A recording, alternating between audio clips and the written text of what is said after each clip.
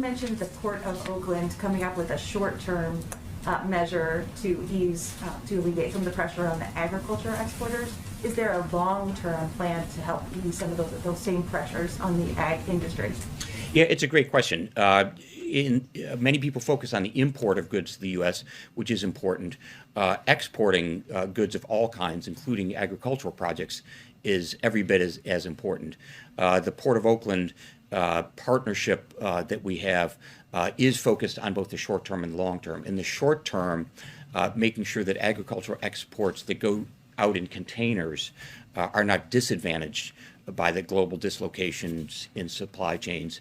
And in the long term, making sure that everything from the ocean carrier service that brings those American exports around the world to the physical facilities at the Port of Oakland and other ports are in place.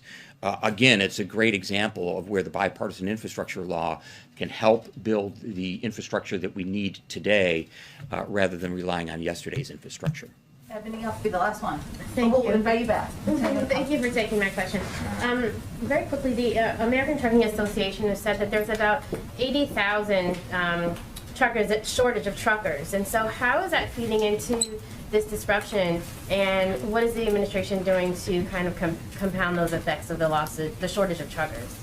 Well, first, Secretaries Walsh and Buttigieg have been working hard to make sure that that trucking as a profession is more appealing, and it's not just recruiting new people to trucking, it's retaining the truckers that you have.